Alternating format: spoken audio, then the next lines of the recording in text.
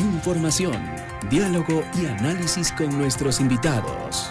Belkis Sánchez, entrevista en 102.9 Noticias. Amigos, son las 7 de la mañana con 23 minutos y vamos a hablar sobre la seguridad. Si bien es cierto, ahora mismo en nuestro país toda la atención está enfocada en lo que ocurre en Esmeraldas a propósito de este desastre ambiental que se ha registrado y que ha perjudicado a cientos de familias, a miles de familias y pobladores de la provincia verde. También es importante seguir hablando de la seguridad en nuestro país. ¿Qué pasa al interior de los centros carcelarios justamente? Y es que hace 6 días, el pasado 14 de marzo, en una rueda de prensa, funcionarios y guías penitenciarios del país reclamaron al gobierno que se atiendan sus demandas de mayor seguridad y también de equipamiento. Además de una serie de hechos, hubo uno en particular que motivó, digamos así, esta rueda de prensa, este pronunciamiento, y fue la muerte de un guía penitenciario por la explosión de un coche bomba en los exteriores de la penitenciaría del Litoral. Vamos a analizar este tema y le doy la más cordial bienvenida a esta hora a Christopher Gallegos, quien es experto en temas de seguridad, quien nos acompaña vía telemática. Christopher, muy buenos días, bienvenido. Le saluda Belkis Sánchez. Buenos días, Belkis. Qué gusto saludarle a usted y a toda la audiencia. Yo complacido de estar acá. Gracias por atender esta entrevista. Y lo decía, si bien la atención está enfocada en lo que está viviendo nuestro país en los temas medioambientales, lo que ocurrió en Esmeraldas o lo más reciente, lo que vimos ayer en la zona de Daule con el colapso de este puente y la atención que se está brindando, en este caso a la población, debemos seguir hablando de los temas de seguridad que siempre están latentes, que siempre están allí. ¿Qué lectura merece este pronunciamiento que brindó días atrás este grupo de funcionarios de las cárceles del país, guías penitenciarios, y a propósito de estas demandas que realizan al gobierno nacional? A ver, Belkis, mire, yo creo que el sistema penitenciario también ha sido una víctima más del abandono del gobierno nacional, de la ausencia de política pública eficiente y, por supuesto, de la falta de respaldo a este segmento del sector público que es importantísimo para poder de alguna forma concatenar los servicios de seguridad en el Estado. Cuando los agentes de seguridad denuncian falta de garantías, falta de protección, falta de respaldo, pero además falta de equipamiento para poder cumplir sus tareas, de alguna forma dejan en muy mal predicamento el gobierno, porque si bien es cierto, el gobierno policializó, luego militarizó las cárceles, pero quienes están adentro de los pabellones, lidiando con los privados de la libertad día a día, quienes hacen el conteo, quienes encierran, quienes les dan el almuerzo, quienes luego los vuelven a encerrar para la noche, son los agentes de seguridad penitenciaria. Consecuentemente, ellos deberían ser los que tengan mayores garantías, de alguna forma mayor protección y por supuesto una capacitación, una formación y el equipamiento necesario para hacerle frente a esas tareas que son delicadísimas. Porque luego las Fuerzas Armadas solo actúan cuando hay motines, solo actúan cuando hay masacres y al final de la jornada quienes están dando la cara día a día son los agentes de seguridad penitenciaria. Quienes están siendo asesinados afuera de los centros carcelarios de manera colateral o incluso de manera directa. Usted recordará que hace pocos meses atrás incluso asesinaron a 2 personas a la salida de la penitenciaría del Litoral. Entonces, son ellos, ¿no? Son ellos y ellos, por supuesto, elevan su voz, alzan su voz de reclamo porque el gobierno nacional, lejos de incumplir con sus tareas, parece que estaría olvidándose de que tiene funcionarios propios del Ejecutivo que están día a día como carne de cañón adentro de los centros de privación de libertad. Entonces, esto, mire, esto pasa en todas las dimensiones, pasa en la policía, pasa en las Fuerzas Armadas, no en la misma medida, por supuesto, porque son instituciones abandonadas, pero al final de la jornada tienen inyección presupuestaria, inyección económica, les dan cascos, les dan chalecos, aunque sean de cartón, pero al final de la jornada, de todo ese andamiaje del sistema o los servicios de seguridad, creo que el servicio penitenciario es el más abandonado de todos, definitivamente. Christopher, usted hacía referencia a la presencia militar en los exteriores de los centros carcelarios. A mí me parece importante que expliquemos el alcance de esta presencia en las cárceles del país, porque el ciudadano pudiera creer que bastó con destinar a los militares en estos lugares para de alguna manera tener controlada la situación. Básicamente el justificativo para que los militares estén en los exteriores de las cárceles era, según el gobierno, para evitar justamente que bandas criminales siguieran controlando los recintos carcelarios. Pero esto evidentemente no ha ocurrido. Por eso insisto, ¿cuál es el alcance de esa presencia? A ver, Belkis, yo le voy a explicar algo que la ciudadanía debe entender, algo que incluso resulta lógico. Mire, cuando el servicio penitenciario funcionaba únicamente con funcionarios de orden civil, es decir, no policial ni militar, los presos tenían armas artesanales, a lo mucho tenían revólveres artesanales y eventualmente por ahí alguna pistola 9 milímetros. Cuando policializamos las cárceles, a partir del año 2014, policializamos casi por completo las cárceles, los presos empezaron a tener otro tipo de armas de fuego, como subametralladoras, como mini Uzi y un montón de cosas más. Cuando militarizamos las cárceles con estos estados de excepción, todos fallidos, por supuesto, los presos empiezan a tener armas largas, empiezan a tener fusiles, empiezan a tener granadas, empiezan a tener morteros, como pasó en la penitenciaría del Litoral y en la Regional 8 de Guayaquil. Entonces, eso le explica desde la lógica una sola cosa, que no es una buena idea acercar a las fuerzas del orden que son portadoras de estos implementos de largo alcance en materia armamentística a la delincuencia organizada, porque adentro está la delincuencia organizada y si usted acerca a la policía y al delincuente, lejos de ser enemigos naturales como en principio lo son, terminan generando vínculos de intimidad que al final de la jornada permiten explicar que todas esas armas largas y todo lo demás estén dentro de las prisiones. Alguien facilitó Pero ese además, ingreso, evidentemente. mire, pero por supuesto, es que ahora las armas ya no meten los guías, ahora las armas meten los policías y ahora las armas meten los militares. No se olvide de ese episodio en la cárcel de Cotopaxi donde un militar estaba ingresando incluso municiones de fusil. Entonces, mire, yo le hablo desde la realidad, desde lo que ha ido pasando, desde los operativos, desde quienes han caído presos en los filtros. Entonces, si usted tiene esa vinculación, si usted permite como Estado, desde una política totalmente desenfocada, que el policía se haga amigo del delincuente, no solo le mete armas, no solo le vende armas, sino que le vende información. Y ahí está la explicación de por qué el crimen organizado hoy por hoy tiene cooptado los servicios de inteligencia por lo menos policial. Entonces, si hubo una forma de permitir que el delincuente tenga acceso a la fuerza pública, es precisamente llevando a la fuerza pública a las cárceles, porque ahí cohabitan, porque ahí conviven, porque ahí comparten. Entonces, por eso es que había esas políticas de rotación, ¿no? Cada 6 meses les rotan a los grupos de contingencia penitenciaria, pero al final de la jornada no alcanza, porque, insisto, el gobierno enclengle no tiene una política eficiente y ni siquiera puede mirar lo que yo le estoy diciendo de cuerpo entero, consecuentemente no diagnostica la dimensión del problema. Entonces, tener a los militares, tener a los policías, no es una buena idea. Usted podría pensar, en principio, que eso es garantía de seguridad, pero por el contrario, tiene un efecto adverso. Lo que hay que hacer es volver al servicio de rehabilitación social civil, no policial, ni de Fuerzas Armadas, ni militar, porque ni la policía ni las Fuerzas Armadas están capacitados, formados y profesionalizados para generar una política pública de rehabilitación social, pues, pero es que esto es básico. ¿Qué son las cárceles en este momento? Bodegas de seres humanos que están custodiadas por militares que entran a la cárcel únicamente a levantar los cadáveres.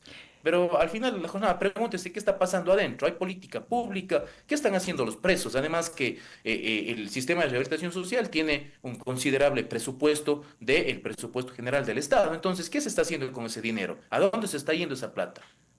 Christopher, pero ¿cómo pensar en volver a este servicio de carácter civil cuando bien se ha descrito la situación al interior de los centros carcelarios de nuestro país, en donde operan estas mafias, en donde operan estas redes del crimen organizado? Es decir, al punto en el que hemos llegado hasta este momento, porque de una u otra manera se lo ha permitido así, ¿cómo pensar en retroceder a lo que un día fue el control, en este caso, de los centros carcelarios por parte de personal civil? Mire, Belkis, es bastante simple. Esto es súper fácil, es más fácil de lo que parece. Ujú. Usted tiene dos clases de personas privadas de la libertad. Las personas privadas de la libertad que están ahí por circunstancias delictuales leves y las personas que pertenecen al crimen organizado. ¿Qué es lo que tienen que hacer adentro de las cárceles? Segmentarizar a las personas privadas de la libertad. Es decir, ubicar espacialmente hablando a unas en lugares en donde exista tratamiento y resocialización de los privados de la libertad, y a las otras, que por supuesto son más peligrosas, que entrañan esta suerte de pertenencia a grupos de delincuencia organizada, ubicarles en otro tipo de espacios bajo otros parámetros de seguridad y brindarles otro tipo de tratamientos. Con los unos usted puede trabajar para que mañana vuelvan como entes positivos a la sociedad, sí. Con los otros usted puede trabajar para neutralizar las actividades y operaciones delictivas que están dirigiendo desde adentro, sí, pero siempre y cuando usted segmentarice a la población carcelaria, si no todos están en el mismo saco, Belkis. Por eso es que tenemos centros de privación regionales que están divididos por etapas. Si usted se va a la cárcel de Cotopaxi, en donde yo fui director en el año 2014, y dicho sea de paso, no tuve un solo muerto, usted, Belki, se va a dar cuenta de que la etapa de mínima seguridad con la de mediana seguridad y con la de máxima seguridad no se conectan nunca, no se conectan nunca. Es decir, los presos que están en mínima recibiendo un tratamiento psicológico especializado, terapéutico especializado, no se van a contactar ni comunicar nunca con los de máxima seguridad. Pero claro, cuando usted tiene de alguna forma el control sobre el espacio penitenciario, el problema es que hoy en día los presos tienen las llaves. Los presos se pasan de pabellón a pabellón, de etapa a etapa, y el gobierno no tiene el control del sistema carcelario. El gobierno puso militares con carpas afuera, pero no ha logrado tener el control del interior de los centros de privación de libertad. Entonces, lo que ha hecho el gobierno es mentir. Lo que ha hecho el gobierno es faltar a la verdad cuando dice que tiene el control de los centros de privación de libertad porque tiene presencia militar. Eso es falso, Belkis. Ujú. Entonces, si usted enfoca los servicios, los recursos que usted tiene y divide de la forma en la que yo le estoy diciendo, usted va a poder cumplir las dos finalidades del sistema de rehabilitación social. ¿Cuál es la una? Rehabilitar a las personas que se pueden rehabilitar. Y segundo, controlar a las personas que no se quieren rehabilitar y que están fomentando desde el interior de las prisiones, desde los espacios estatales, el crimen organizado, porque eso está comprobado. Entonces, si el Estado tiene voluntad política, si el gobierno tiene voluntad política para entender esto, pero por supuesto que es fácil, pues porque puede meter a los militares, sacar las armas, limpiar los pabellones y de ahí para adelante ejecutar esta política de doble variable que yo le indico y generar obviamente una política de resocialización, que es lo deseable, Es ¿no? que es lo que justamente iba a plantear, Christopher, porque en efecto, así dicho, como usted lo plantea, suena muy sencillo. Y si resulta así, si es así de sencillo, ¿por qué no ha ocurrido? Y usted me dirá, ahí volvemos a lo inicial, el abandono del gobierno, la ausencia de política pública, pero más allá de aquello, más parece sonar a complicidad que a cualquier otra cosa. Porque en qué Mire, mire, cabeza se mire, puede pensar que es conveniente que la situación se mantenga como está. a ver, Belkis, ¿cuál es el inconveniente que tenemos? Que el gobierno central no entiende que el problema está puestas adentro y no puestas afuera. Entonces, como la seguridad de las cárceles en este momento está controlada por la policía y por los militares, a los militares no les importa lo que pasa en las cárceles. Ellos son una fuerza de choque que entran cuando hay motín. Ujú. Pero a la Policía Nacional sí. La policía controla enteramente el sistema penitenciario. Vaya a ver quiénes están en el SNAI. Todos policías en servicio pasivo. Todos. Entonces, eh, si usted al mismo tiempo parte de la premisa de que los últimos acontecimientos de narcodelictividad, de violencia y todo lo demás sugieren que la Policía Nacional está infiltrada por el crimen organizado y es esa misma Policía Nacional la que controla el sistema penitenciario, ahí está la explicación, pues Belkis. Como Ujú. usted bien señala, parece que no les conviene, no quieren tomar este tipo de acciones que por supuesto están en sus narices. Pero como la policía, en vez de ser parte de la solución, es parte del problema, y claro, salvando siempre a los buenos elementos, a las excepciones, que por supuesto las hay, pero en su mayoría están contaminados. Si están contaminados en la policía, en los servicios de inteligencia, también lo están en el sistema penitenciario, pues. O sea, qué error tan craso del presidente poner a policías del servicio pasivo que tienen vinculación con los policías de servicio activo al mando de los centros penitenciarios del país. O sea, ese es un error torpe del gobierno. Y luego, los ministros del interior, de gobierno, no tienen la capacidad, no tienen el conocimiento necesario, Belkis. Son personas que solo salen a rebuznar en los medios de comunicación lo que les piden que rebuznen y al final de la jornada no tienen un conocimiento pleno del problema, porque vaya a ver quién de ellos ha transitado por un centro de privación de libertad, quién de ellos conoce la realidad de la criminalidad en el país, la evolución del crimen organizado desde el año 2001 en el Ecuador. Entonces, si es gente que no conoce, que por último pasó por la universidad, pero la universidad no pasó por ellos, entonces al final de la jornada tenemos estos resultados, ¿no? Y mire, yo quiero tocar un tema que es importante Ujú, aquí. claro que sí. No solo es del gabinete, también es del presidente de la República. Mire los problemas en los que se mete el presidente cuando habla. No, el presidente dice, a ver, por un lado, dice decreto estado de excepción y decreto conflicto interno armado no internacional. Esto en enero del 2024. Ujú. ¿Esto qué le permite al presidente? Meterle la mano al bolsillo al pueblo ecuatoriano, subiéndole 3 puntos porcentuales del IVA del 12 al 15%, quitarle los subsidios a los combustibles y otro tipo de impuestos y tasas más que permiten Supuestamente inflar el para presupuesto destinar del esos Estado, recursos entre a la comillas, que iba a seguridad. ser destinado para seguridad. Exactamente, Ahora, supuestamente ¿qué es lo recursos que iban a ser destinados a la seguridad y sobre lo cual hay serios cuestionamientos. Supuestamente. Ahora bien, ¿qué es lo que sucede? Pasa cerca de un año y el presidente dice, mi plan Fénix va en camino, pero no da resultados. El plan Fénix es una hoja en blanco. Tercero, ¿qué es lo que dice el presidente finalmente ahora que está en campaña? El presidente dice, necesitamos ayuda y apoyo internacional. Estos tres eventos, Belkis, la subida de impuestos, declaratoria de conflicto interno armado y solicitud de asistencia internacional, confirman una sola cosa, que el presidente de la República y su gabinete nunca tuvieron un plan en materia de seguridad, que el plan Fénix en efecto es una hoja en blanco, pero además demuestra que no sabemos qué pasó con los recursos que obviamente por concepto de impuestos, de baja de subsidios, tuvo el presidente de la República para poder invertir en seguridad, porque no se ha investido en absolutamente nada. Y finalmente confirma que el presidente no confía en las fuerzas de seguridad del Estado, porque les está diciendo, a ver, militares y policías, ustedes no pueden resolver el problema. Por lo tanto, me tengo que ir a buscar una empresa de mercenarios que tampoco va a poder resolver el problema, pero lo voy a buscar porque tengo necesidad de vender humo porque estamos en tiempos electorales.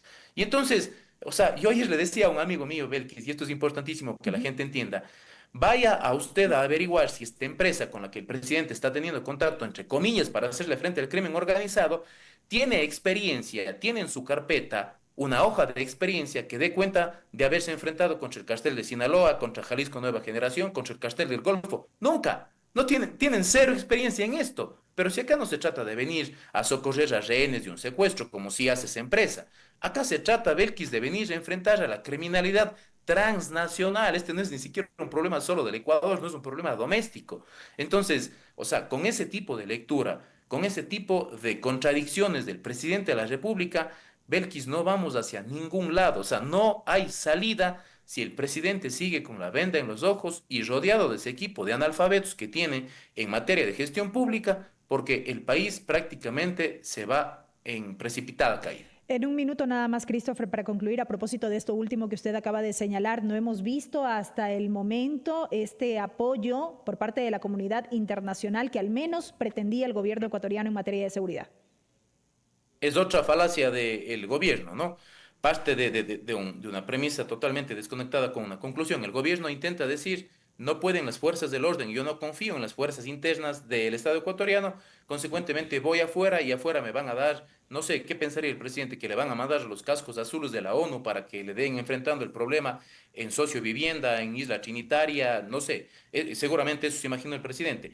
Eso no se puede hacer primero por seguridad jurídica, Belkis. Segundo, no se puede hacer por la garantía de la soberanía que nosotros tenemos. Nadie puede venir a darnos haciendo las tareas, nadie del extranjero nos va a venir a resolver el problema. Ahora veo que el presidente en BBC dice que quiere que Donald Trump declare a los tiguerones grupos terroristas. ¿Y eso en qué ayuda? ¿Usted piensa que mañana el FBI y la CIA van a poner 2 escuadrones acá para hacerle frente al problema doméstico que tiene el Ecuador? O sea, el presidente vive de ilusiones, vive de cosas que seguramente alguien por ahí le dice, pero luego termina siendo desmentido por su propio ministro de gobierno. Vaya a ver lo que dijo de la Gasca cuando le preguntaban si van a venir fuerzas de choque o grupos tácticos y élites del extranjero a apoyar en territorio ecuatoriano. Él dijo que no, que eso sería iluso pensar en ese tipo de circunstancias. Y sin embargo siguen vendiendo humo al pueblo Es que, ecuatoriano, claro, con propósitos electorales, no con propósitos claro. de solventar la crisis que tenemos por ausencia de gestión pública de quienes ahora están en el cargo, de quienes concursaron para estar en el poder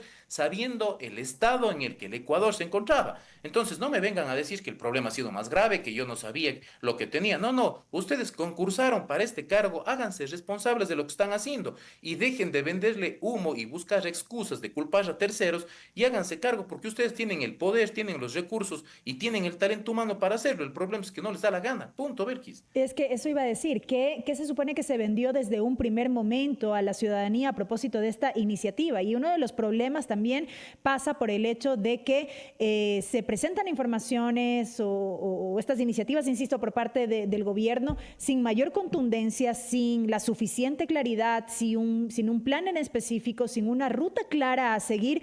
Y eso es como que permanentemente tenemos que irlo viendo en el camino y muchas veces no tiene un resultado.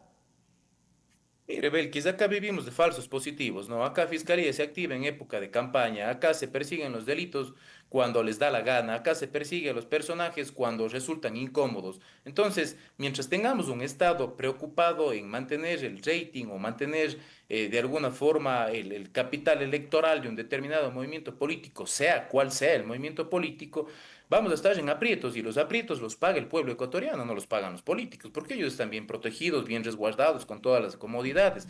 Entonces, yo siempre digo, necesitamos un gobierno sensato, que el presidente de la República que está ahora en el cargo se sensibilice con esta realidad, que destine los recursos a donde deben ser destinados. No importa si mañana tenemos que pagar 2 puntos más del IVA, si al final de la jornada esto permite superar las crisis que tenemos en materia de salud, en materia de educación. ¿A quién le va a interesar de clase media o media alta, Belkis, pagar 20, $30 más mensuales si al final de la jornada la gente de clase baja, que es la que está ocasionando el problema, que es la que sufre los estragos de todas las crisis y por supuesto estalla y genera la crisis de inseguridad, al final del día mañana está siendo atendida, mañana tiene salud, mañana tiene medicamentos, mañana tiene trabajo, mañana tiene oportunidades? Entonces, este es un tema de pensar un poquito, pues no hay que pensar en las cosas. Si esa gente de abajo me está generando problemas, es allá en donde tengo que Ujú. generar inversión pública social, es allá donde tengo que llevar los servicios elementales y más básicos para generar dignidad incluso en esas personas. Pero si yo me enfoco en otro tipo de sectores, en los empresarios, en los banqueros, al final de la jornada este problema no se termina. Los banqueros son los únicos que siguen incrementando la utilidad del sistema financiero nacional a consecuencia de la miseria de la clase media y de la clase media baja. Entonces eso no puede pasar en el país. Necesitamos un gobierno del pueblo para el pueblo. Solo el pueblo sabe al pueblo, Belkis. Así de simple y sencillo. Lo último, Christopher, y ya con eso concluyo, y a propósito del debate presidencial que está previsto para este día domingo, en el que evidentemente se abordarán muchos de estos temas. En cuanto a la seguridad, ¿qué expectativas se tiene del debate de segunda vuelta? Mire, esto es bastante simple, Belkis. Acá no se trata de ser correísta, morenista, novoísta, lo que usted quiera. Ujú.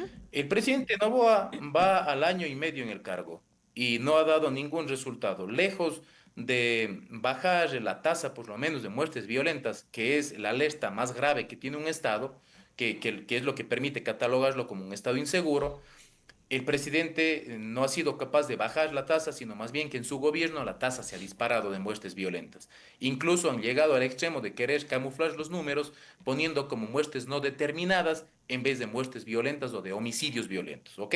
Entonces, el presidente no ha podido demostrar, lamentablemente con su gestión en cerca de un año y medio, que es capaz de controlar la crisis en materia de seguridad, específicamente hablando con este baremo estadístico que yo le acabo de demostrar. Por el otro lado, usted tiene a Luisa González. Luisa González tiene, más allá de que nos guste o no nos guste, de que sean socialistas, lo que usted quiera, ellos tienen de alguna forma una estadística que les juega a favor. Es decir, ellos tienen un gobierno estadísticamente probado, porque al final de la jornada lo que han hecho ellos es disminuir la tasa de homicidios, que en ese momento, para el año 2012, tenía una tasa de 12 por cada 100.000 habitantes, logrando disminuirla a 6 por cada 100.000 habitantes, convirtiéndonos en el segundo país de América Latina en términos de seguridad, más seguro de América Latina. Entonces, Belkis, tenemos en materia de seguridad, hablando estrictamente en materia de seguridad, un gobierno probado versus uno que no ha podido hacer absolutamente nada. Ahí está la conclusión, Belkis. Christopher, muchísimas gracias por estos minutos para atender esta entrevista. Gracias a usted, que tenga un excelente día. Lo propio también para usted. Ha sido Christopher Gallegos, experto en temas de seguridad, aquí en Diálogo con la primera emisión de 102.9 Noticias. Es momento de una pausa, son ya las 7 de la mañana con 48 minutos. Ya regresamos con más información, quédese con nosotros.